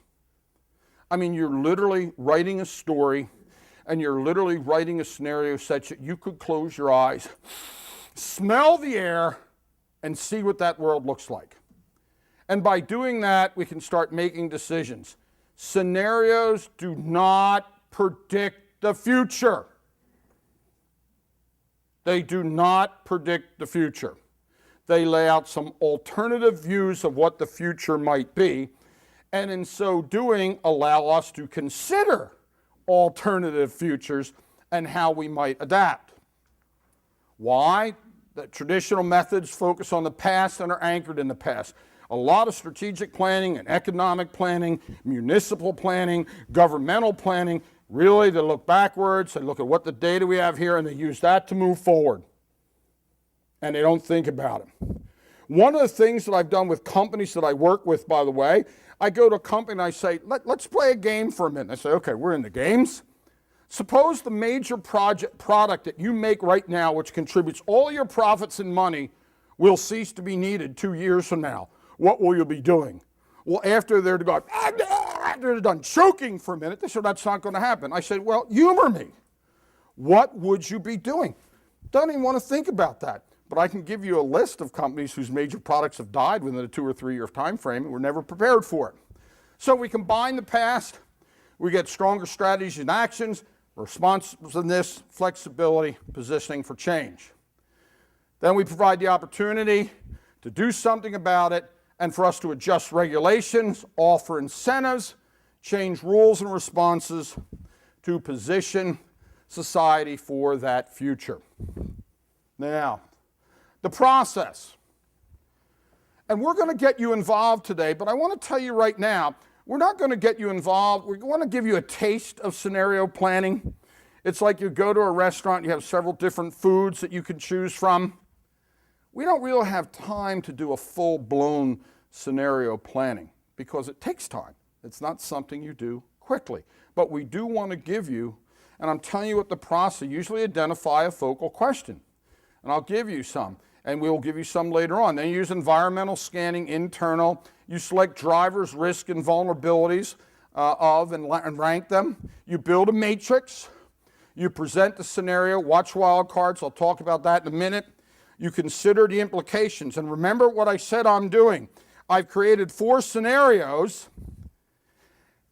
And what I'm doing along the way in a rich scenario, I'm identifying what drivers are going to be important, how they're going to emerge, and how they're going to help that scenario unfold. So that's what I'm looking for to see which ones start unfolding faster. And then, of course, we monitor. Now, wild cards. Low probability, high impact events. Unpredictable, wide in scope, disruptive, either negatively or positively. Look at Ebola. A great example. If I'd come here 4 weeks ago and said, we're going to have a case of Ebola in the United States, I wonder how many people would have believed me. Okay? I just wonder how many people would have picked up on that. But now we do. So some examples that I have up there: asteroid attack, stock market collapses, terrorist attack, Canada yesterday. Then you've been reading the news. Canadians are absolutely shocked about what happened at Parliament.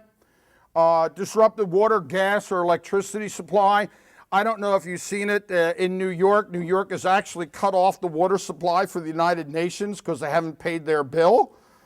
And they're really angry about that. We want our water. And New York is saying, pay your bill. It's real simple. That's a real hard one to do. So they just happen. You just have to be prepared for them. Now, here's the matrix where notice I have impact on the left and uncertainty. And notice the triangle there. The triangle there is where you want to pay attention. What are the variables or the drivers that are most uncertain but have the highest impact on your future? They're the ones. Then you should have a list of what you can do with the other. You know, that down low there, you monitor, no big deal. But it's in that upper right-hand quadrant that I really want to pay attention. Now, I've actually provided you with a really quick scenario. Paul's never seen this one before, so this is created out of John Mann's mind talking to some other people. On the left and right, nations do not cooperate On the right, nations do cooperate. By the way, scenarios often have catchy titles, so you can remember. So, for example, you'll remember salvation. You might not remember the other salvation. That sounds pretty cool. Notice what that says. Nations commit to joint action in time, major change in societal action, environmental, and, Caroline, changes in values means we're going to survive and do well. Go up to the upper corner. New dark age. Catastrophes drive change, drive migration. We have that going on right now. We have Pacific Islanders who are leaving because their islands are sinking into the sea. We have people in Syria, we have Kurds, we have people in the Sudan, we have people leaving because they cannot live there. So we have war, famine, state breaks down. Life expectancy declines rapidly, democracy collapses. Police state. Nations commit to joint action, but too late. Governments instead now focus on dealing and managing catastrophes as they unfold and hoard resources. So they're cooperating, but we're careening from one catastrophe to another. And China does things that protects itself and hoards resources, and so does Canada. I mean, we can go on that way. And the last one, geoengineering and other actions by a major power avert catastrophe in their particular area of the world. Now, if you just take a look at them for a moment, I would suggest to you that neither of them are absurd. They're not absurd. You might not like them. By the way, the development of a scenario is not based upon your liking it. The development of a scenario is a plausible outcome in the future. That's all a scenario is. It's not do I like it, do I hate it. Okay, here's another one. Very different one. I wanted to give you two, and this has the source where I got it from. Okay, this is a real scenario planning that was done. And for those of you who are visuals, if you walk down the visual, it says, will discussions continue in the United Nations or not? You notice I have a yes or no. It's pretty clear, just a simple decision tree. Well, what happens when we go to the G20? I'll talk about these in a minute. Will the UN talks be successful? Yes or no? If they're not, we enter a stalemate. If yes, will the success lead to saving the planet? No, a lost purpose. Yes, it's Mardi Gras time. Now, I'm giving you a summary of about 200 pages of work. I want you to understand that. But if you take a look at it, what's the G20 option? After the Great Recession, aren't we in that right now, and subsequent volatile economic activity, they want to do something. 2020, this was done, by the way, in 2008, if I remember. China's large economy in the world, scarred by a series of financial dips. The European Union and USA struggle to keep up. India surpasses Japan in GDP. Climate and crop yields are chaotic, but no conclusive evidence linking it to climate change. The economic growth came at the cost of massive depletion of resources, and a growing concern that they're talking at 220 is future access. And climate change negotiations fail without any result. Now, if you take a look at that, this was done in 2008. Some of those things have actually occurred. I mean, that's not fantasy. Well, so we go to the G20. We have stalemate. EU is facing rising public anger and frustration on climate change. It's true. Heavy restrictions for EU citizens of the commitment to reduce greenhouse gases. Light or no restrictions on other major economies, such as the US and China, fuels Europe's frustration. EU leaders try pushing the climate change to the G20. That's 20 of the 30 top 2 economies. In other words, we can't do the United Nations. It's just too big, too much politics there. Maybe if we just bring a smaller group together and get some agreement. The idea was to achieve something. Few good initial results and emergence of new business opportunities made the G20 the platform. See, so that's a good one. Hey, it works out. You got stalemate, United Nations, G20 is going to handle it. Yay! Okay, a lost purpose. In 2020, we finally have a valid and workable climate change agreement. Each country sets up reasonable greenhouse emissions according to accumulated greenhouse emission amounts. The deal is too late to save the Earth. It's too late. And other factors cause other countries, excluding US, China, EU, to not achieve their reduction targets. Although each country joining The climate change negotiation meeting, one of the driving forces, greenhouse gas, other driving forces such as catastrophes play important roles in the scenario. So we actually act, we're too late. I'd argue that's not perhaps an unusual path that we might act and be too late. But there is always hope. Mardi Gras, we should play the music now and the balloon should fall. The champagne, we should have champagne at the end of the next one, Paul. We should have champagne. After failed negotiation talks, EU decides to restrict carbon emissions by carbon trading with its own region and successfully implements it. The EU introduced import duties on countries with high emissions without emission targets. So if you're not trying to control them, we're adding import duties onto them. China follows this model because they've had several catastrophes. Part of the money derived from this import duties are redistributed to developing nations to help them reach those goals. That's pretty cool. That's pretty cool. The funds, mainly from the import duties, provide enough finances so the most important developing countries are able to invest in emissions, reducing measures without harming. So in the end, these countries introduced reduction targets and fulfilled them, and we all live happily ever after. Yay! Now again, you can go back and look at these, and I gave you the reference. You can read, I've really distilled this down because this will be like a 4-hour presentation just on that alone.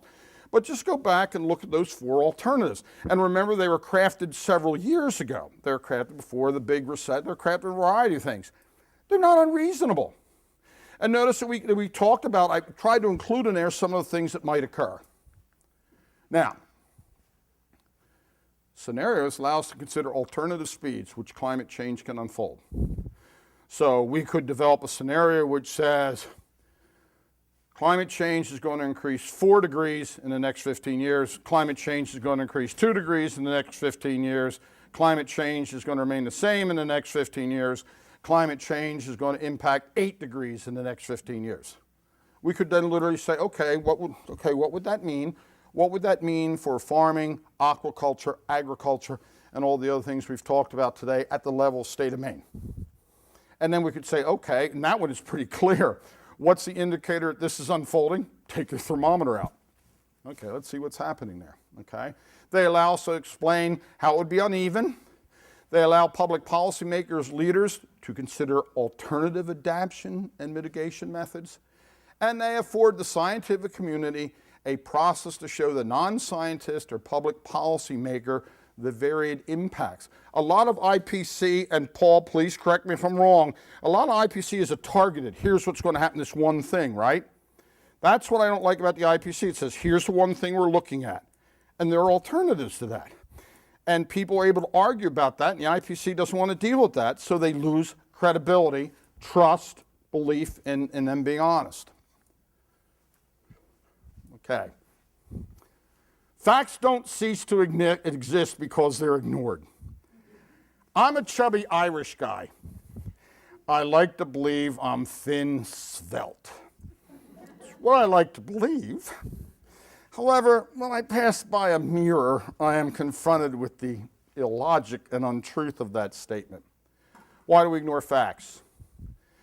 Because, and this gets back to several things that Caroline talked about, and really gets back to several things that Esperanza was doing, and that is, we don't present them in a manner that's consistent with the culture, societal mores, or what's going on right now. We present a fact, and we say, here it is, and it is, but we don't think about, are we presenting it in a way that people can live with it?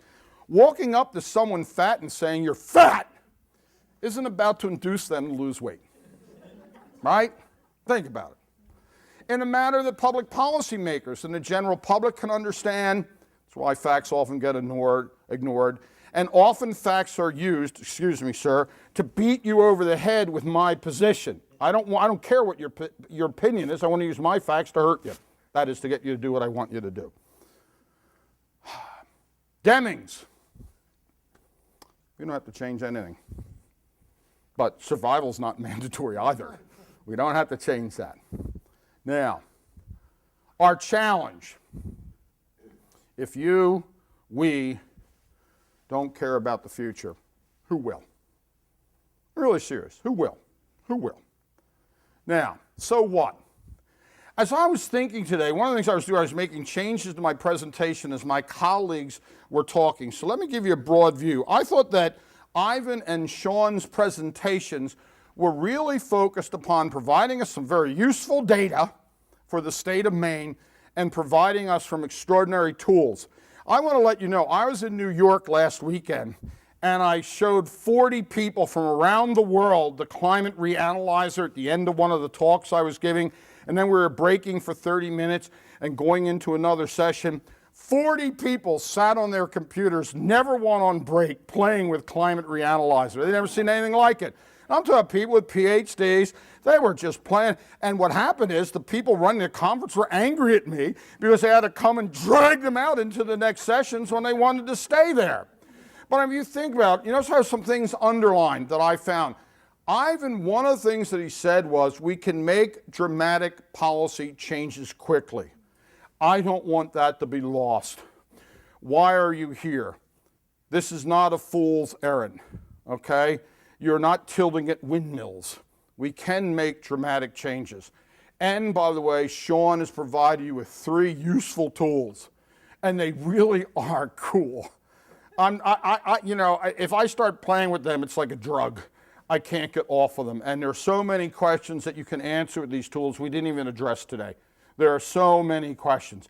And it's very powerful to give someone that tool and say, you play around with it. Okay, you don't buy climate change? Hey, here's the tool. Go play. Go play. Now, in this afternoon, with Esperanza and Caroline, they really moved very deeply, and I don't want this to be lost, to processes of engagement. If I had to draw those two together, Esperanza provides a really deep look at challenges. She talked about the 4 projects. No, I don't remember what NECAN is, don't ask me. And about a program to increase climate literacy. But if you put everything that she said, in essence it was, how do we get people engaged in thinking and doing something about climate? Then Caroline popped up and said, we have challenges in changing behavior and the power of messaging, when she talked about wind energy. Is it something new? Is it something we've done before? The role of trust. And once again, how do we get people engaged? My hope is that when you leave today, at the end of the day, that you are, and I know it's a bad term, but it's appropriate, I hope you all become climate change terrorists. Okay? I want you to go back to your communities. I want you to go back and start getting people engaged. And we've given you tools, and we're about to give you another option, another process to play around with. So when people say, back to the guy with the clicker, Caroline, well, what can I do, man?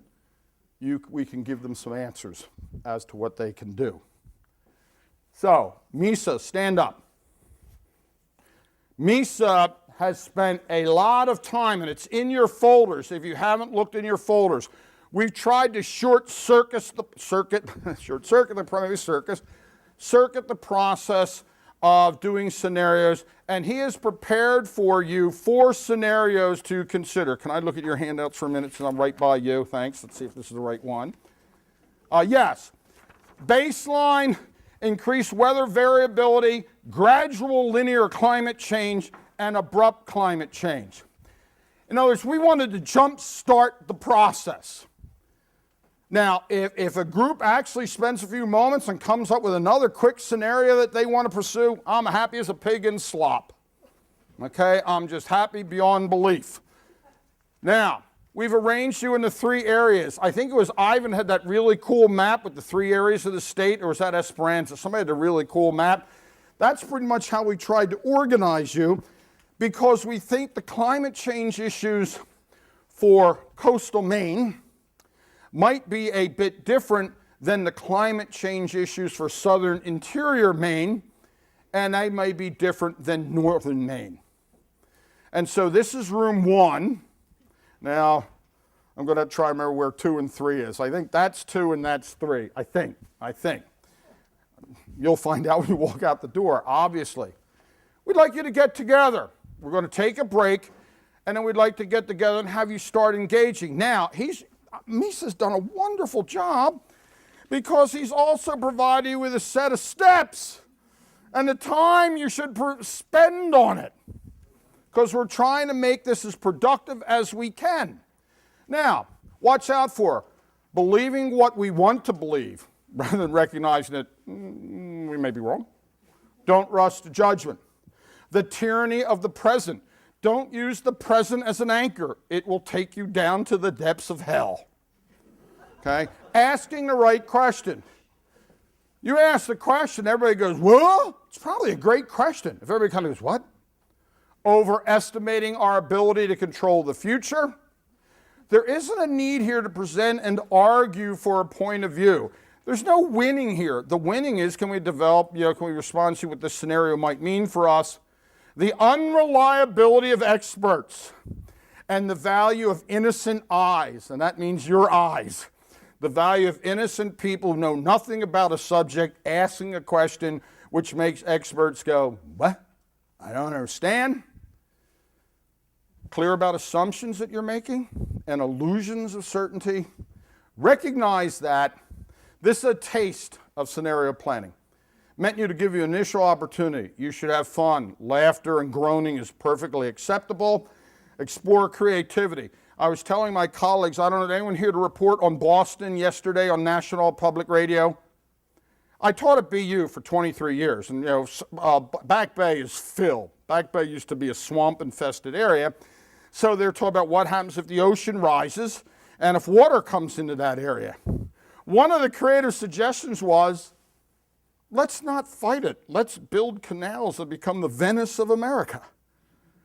Well, you think of that. That's kind of what? Huh? By the way, I was there one time when all the subways flooded because of a rainstorm. We were the Venice of America, but it was underground. But it's really, why should we fight it? If the waters are going to rise and there's really nothing we can do about that, can we creatively come up with a solution? So creativity is always welcomed. I think I'm done. How's that for timing, Misa? I think that's done. There's yet another short break, and then we break into a workshop. And Paul, do you have any other announcements you wish to make?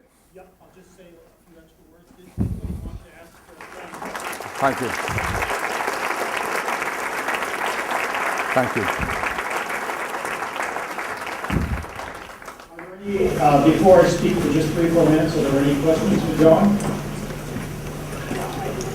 They're tired of all the talking heads. I was the last talking head. Okay. But I'm here. I'm not going anywhere. So, that was fantastic, John, and you can see how it's so critical for us to be thinking in a much broader way than we normally do. Our next,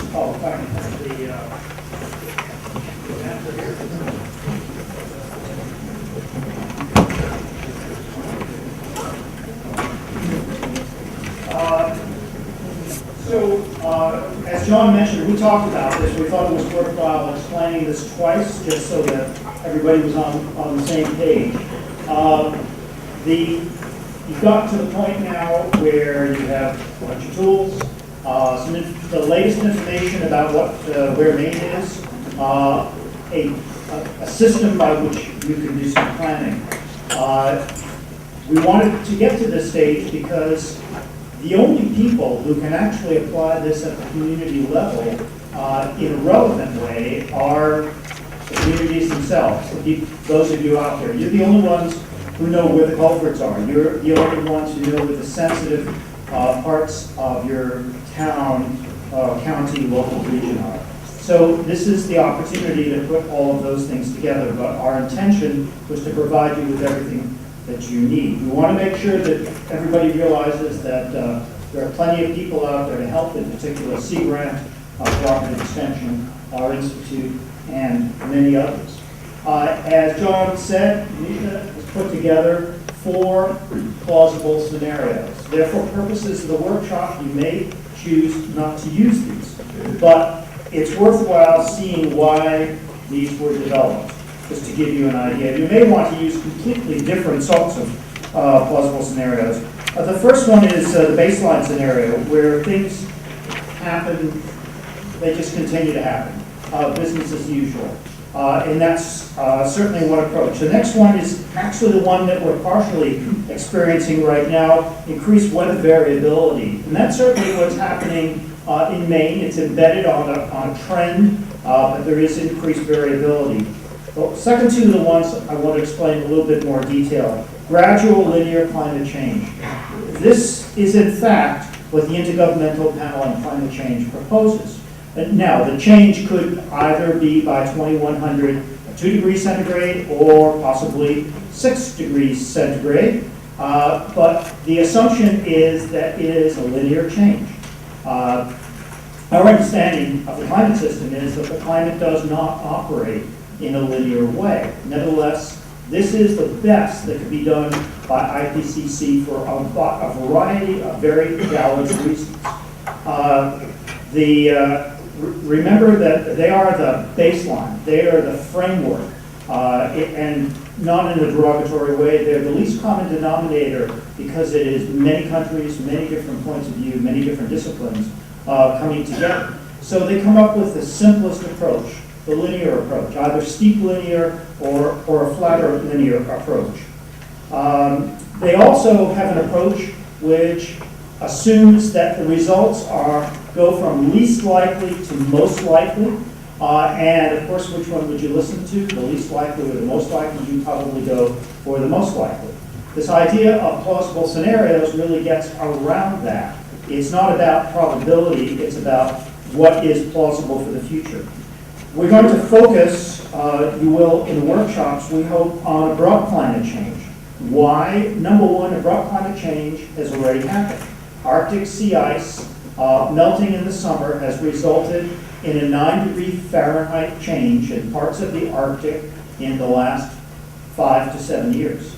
That is, depending on how you want to look at it, potentially unparalleled in the last 12,000 years, although not as extensive as the warming that, by any means, that happened 12,000 years ago. The summers have doubled in the Arctic. This is a very, very big deal. So it's, number one, it's happened. The expectation is it will continue to happen in a series of steps, making its way around various parts of the planet, not always in terms of temperature, but sometimes in terms of precipitation, storminess, and a variety of other things. The reason that we are suggesting that you look at abrupt climate change over, for example, something happening within the next 20 to 30 years, and Misha and the other moderators will guide you through this much more, is that it really gives you the most extreme case. And it's probably a good idea to think about what is the very worst that can happen, at least as one end member. So, with that said, there's a lot of information that's in your packets that Misha and the other coordinators will go through. I'd like to introduce the coordinators to the moderators for the sessions to you right now. For the Southern Interior Maine, which will be held in the main room here, Misha Saros, and I'll just read their CVs very quickly. And Dan Dixon will be in he'll be the coastal. He'll be in room 2, I believe, which is basically up there and to the right. Sorry. Okay, I'm sorry, coastal, yeah, I should have waited for my notes, thank you. Don't pay any attention to what I just said.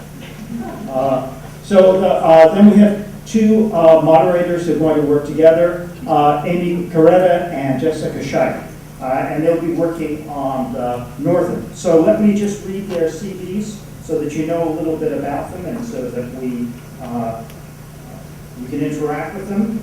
And we'll let you go in a couple of minutes here. Misha Saros, he's the A2C2 IGRT, that's abrupt adaptation to abrupt climate change.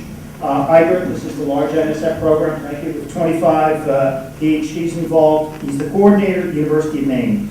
From 2007 to 2012, when you put the right face on there, he was the campus sustainability coordinator at the University of Maine. He has a BA in physics from Carleton College and an MS in mechanical engineering from the University of Minnesota. Number 2, Daniel Dixon.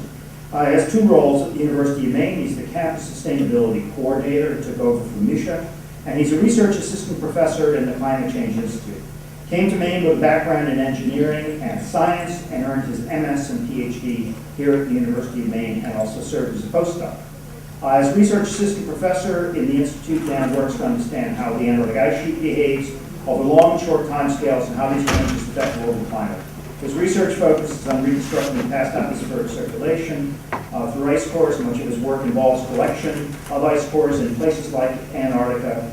And he's providing, as sustainability coordinator, strategic direction and leadership for sustainability initiatives in the university.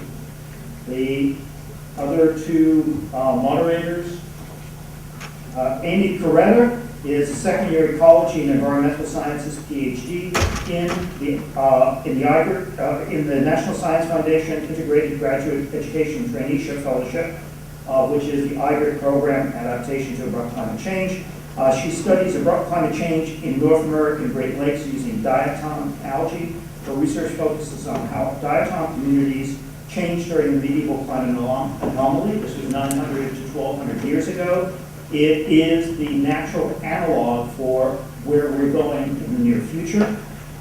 This warming period to understand how recent community shifts are related to climate change. And Jessica Scheich is a PhD student in the School of Earth and Climate Sciences and in our institute. She was also a fellow in the first IGRT cohort that started 3 years ago. She's a member of Gordon Hamilton's Glaciology and Remote Sensing Research Group. Her research focuses on outlet glaciers in Antarctica and Greenland. She looks at how icebergs change in size and distribution around Greenland, extremely important to a variety of things, without a doubt shipping in the Arctic. She's especially interested in how these icebergs change, impacting shipping, fishing, tourism, policy, adaptation, etc., and also local communities. So you have four very skilled moderators who will guide you through the remainder of the day. So, to send you in the right directions, we will take until about 2:50, 10 minutes to 3, to let people get up, get some coffee, move around. We have a little bit of rearranging to do. And then once we're ready to go, which will be about 2:50, we'll call people in. And for room 1, which is this room, that's the coastal Maine group, which Dan is taking care of. The southern interior Maine room, room 2, out and to the right, Misha is taking care of. And the northern Maine room will be room 3, to go out that way. And that's Amy and Jessica. We'd like to... Yes. So if you would recognize. Okay. There they are. When the time comes, please meet them in the room. Misha has put together an amazingly valuable step-by-step process, because we have a very short amount of time to do this. The intention is not to produce a full-fledged plausible scenario for abrupt climate change, but to get you started in the process. In your handout also, in final print, is a list of climate change risks, climate change impacts, and vulnerabilities, as well as URLs that you can go to in the future. These vulnerabilities are particularly important because what we want to develop on our website is as complete a list of vulnerabilities, impacts, etc. as you can, so that any community that decides to put together a climate adaptation and sustainability plan can literally go down through that and say, yep, that applies, no, that doesn't apply. These are the 4 that we want to deal with. It's nothing more than a reminder, but we don't want people to leave things out. We want to thank you for coming and hope that you enjoyed it. And please stay around for the end of the sessions. This is your opportunity to tell us what's going on in your communities, and we look forward to it. Thank you very much.